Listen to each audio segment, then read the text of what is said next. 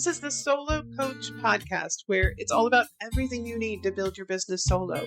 Look, building a business alone can feel almost impossible. There's just so much to get done. That's just your doubt talking. I'm Michelle Sarah, and I'm here to talk you through building a one-woman coaching business from the ground up. I'm talking marketing, time-saving systems, AI shortcuts, client attraction, energy, and belief, all to help you find your way, no matter your age, stage, or starting point. Ready? Let's get going. I talk about messaging a lot. I am, after all, a copywriter, or have been a copywriter for a very long time. Messaging, words, language, conveying emotion with the written word is in my bones. However, as a coach, especially if you're in the first 1 to 3 years of your business, getting your messaging figured out can take a while, but it can also be really frustrating. It takes time to gain the clarity to formulate your messaging, and then it takes some experience and experimenting to refine it. However, I want to give you a leg up today, and I want to talk about 5 ways to use Inner Dialog Mapping to write messaging that connects and converts. The whole point of messaging is to grab someone's attention, and that someone being your target audience, your people, to grab their attention, resonate with this audience, have them pause and nod and say, "She gets me." However, most of the time what we're doing is either staring at a blank screen, trying to figure out what to write. We're second guessing every word and wondering why it's so darn hard to say what you really mean. And as a coach and a woman with decades of life experience, you bring so much to the table: wisdom, unique gifts, and insights that have the power to change lives or simply help someone in a meaningful way. But making that clear to your ideal clients, that's a whole other story. And we haven't even talked about content creation yet, right? That's for another day. But just suffice it to say that figuring out your messaging can feel really daunting. It feels like you've got it. You feel really excited because you think you figured it out, and then the next day you look at it and it falls flat and you're like, nah, that's not really it. So I want to talk about the heart of the matter when it comes to messaging. And for me, even as a copywriter, because there's so many different approaches to writing messaging that is taught in the industry. And for today's purpose, when I say messaging, it could be your one-liner, right? Message statement for what you do and who you help. It could be messaging around a specific product. It could be messaging on your website. It could be messaging in your bio. Messaging anywhere for any purpose in your business. And it took me a long time to kind of figure it out and figure out the nuts and bolts of what really created a strong message. And I'm sure over the years going forward, there are some more things I will learn around it. But for today, here's what I uncovered. And I will say that these are the things that made a really big difference. So I started asking my audience about the thoughts that were running through their minds when they were struggling. Self-talk is different than asking somebody what their biggest challenge is. I can ask someone what their biggest challenge is, but the self-talk that's going on in their head is different. And that's what we're after. I also learned to listen for the patterns in their struggles, instead of focusing on the surface symptoms, pain points versus micro problems. So they may have this pain point, right? This big challenge, but what are all the small problems that pop up throughout their day in different instances, different moments of real life that are related to this? And I figured out how to turn their words, their inner dialogue, into content that speaks to their hearts and minds, instead of just adding to the noise all around them. When we can do that, we are catching a person's attention because we're mirroring their own thoughts. And what I realized was most important is understanding, connecting, and speaking in a way that makes them feel seen. Brene Brown said, "Connection is why we're here. It's what gives purpose and meaning to our lives." She says it best, Wouldn't it be cool if you knew every word you wrote would feel like a direct conversation connection and has purpose and meaning for your people, your ideal client? What if they read your content and think, how does she know exactly what I'm going through? It's like she's in my head. Wouldn't that be wonderful? Instead of spinning your wheels or going around in circles trying to come up with ideas, you have a clear, steady stream of inspiration because you've tapped into what your audience actually needs and wants to hear. This is what inner dialogue mapping helps you to do. It's a simple yet transformative process that uncovers the thoughts, struggles, and desires your audience is already carrying with them every single day. And here's what happens when you use this approach. You'll know exactly what to write about because your audience needs and struggles guide your content. That's a relief, right? Your messaging will feel deeply personal, making your audience feel seen and understood. Who better to help them than the person who understands them? Creating content becomes easier because you're no longer guessing. You're simply reflecting in their own words back to them. When we say scroll stopping, that can be scroll stopping. You'll build trust and connection naturally, which makes saying yes to your offers a no-brainer. With inner dialogue mapping, your messaging gets easier and easier and easier. It becomes a powerful tool for connection and growth. That's what we want. And before we go through, let's go ahead and go through them. The five ways that you can use inner dialogue mapping. 1, ask them about their self-talk. Just like I said earlier, this is something I started doing, and write it down. So when you get curious about the thoughts that they have when they're stuck, frustrated, or searching for a solution, these insights give you the exact words to use in your messaging. For example, it's like asking them, what the challenge is, what's going on, what are they really frustrated with, and then you can say, what's your worst critic saying to you right now? What's that inner critic in your head saying? Because if you just simply ask a question or survey, typically the response you will get is not going to be as real and raw or at the heart of the matter as much as self-talk will be.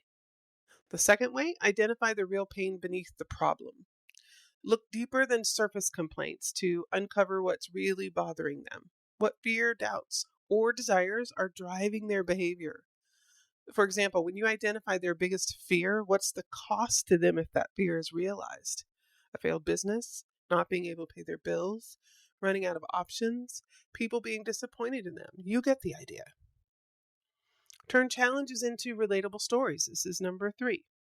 Share stories that reflect the struggles they face. When your audience sees themselves in your content, in your stories, it builds trust and connection. I once wrote an email where I told a story about my son who has cerebral palsy. His physical challenges aren't as significant as his learning challenges. And matter of fact, if you were to meet him today, physically, it might take a little bit before you realize there's something going on. You'll notice it in his right hand.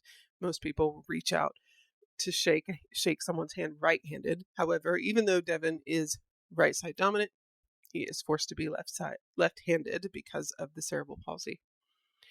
And he has a problem with his right leg and foot. However, he's always been very active. And again, it's not something that you would typically notice right away. However, what you will notice is the learning disabilities and that there is something different. And so when he was a child, I worked really, really hard to show people how they were alike rather than different. And if you had asked me then about my challenges, and if you had asked me, what's your inner critic saying? I would have said things like, people think your son is odd. He'll always be rejected. You're failing at finding a way for him to live in this world. We all know what it's like when we don't fit in. That inner talk, those inner fears where you feel like you're failing, regardless of whether it's true or not. Because it's that inner talk, self-talk that drives our decisions. We make decisions, even decisions to purchase, based on how we feel in the moment. Based on how we feel in the moment.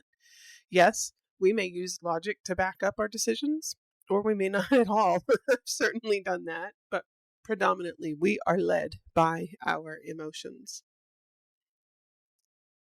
So number 4 is use their words to spark ideas for content. So take common phrases or recurring thoughts they share and transform them into topics for articles. This is part of what I mean by noticing the patterns.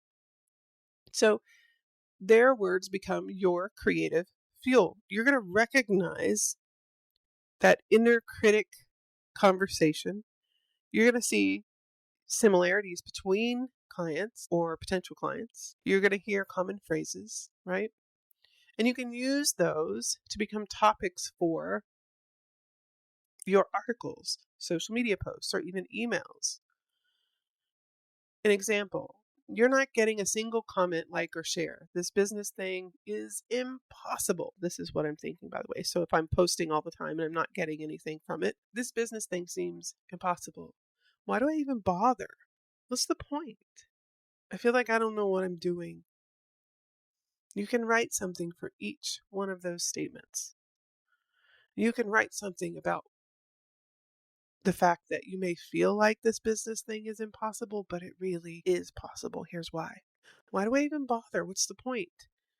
Feeling like you shouldn't even bother with your business ideas anymore? You're feeling like there's no point to it? Let me give you 5 reasons why there is. You get the idea here.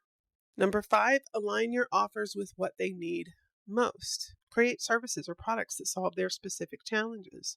When your offers match what they already have going on in their mind, saying yes feels effortless. Meaning, if you are addressing, let me go back to, let's see here, to the why do I even bother? What's the point? Like if you're posting all the time, right? And you're not getting any engagement.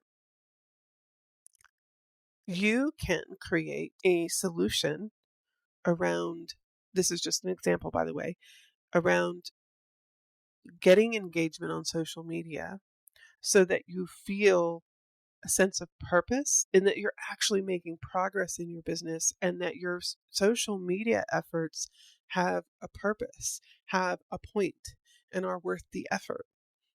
So align your offers with what they need most. When you are able to echo that concern in their own head, that inner critic, it makes it so easy to say yes to something that is a solution to that.